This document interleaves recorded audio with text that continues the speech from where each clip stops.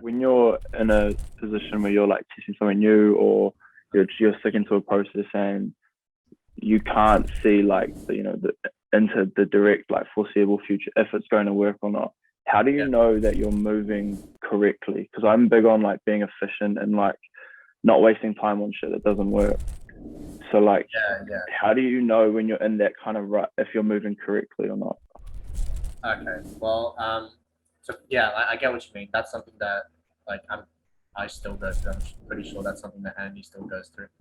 Um, to put it into an example, let's say, um, let's say you are running a dropshipping store, and the type of creatives that you consistently test all follow a similar style or design, and they've not worked 5, 10, 15 times consistently.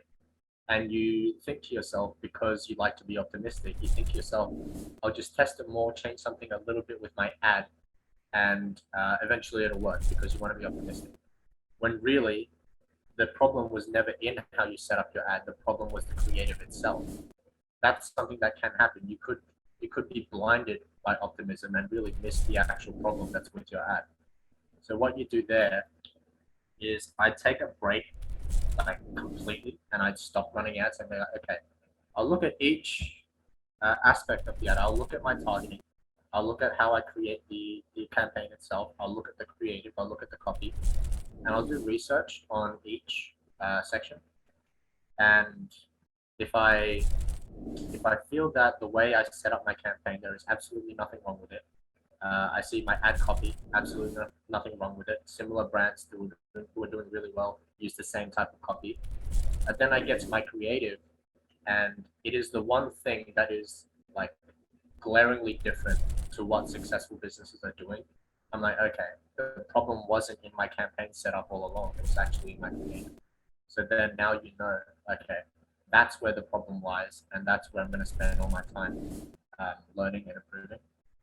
So yeah, like what you're saying, it does happen sometimes. You're you believe too much, and you believe, okay, I got everything right, and now it's just a matter of repetition, when really there was a core value of your process that was actually wrong. So it's worth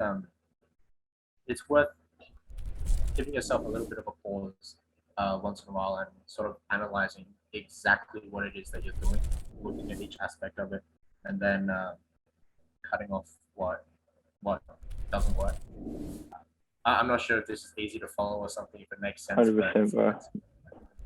And that's something you do all the time. Like that's how I transitioned to TikTok rather than Facebook. That's how I transitioned to doing custom branding instead of drop shipping for long term.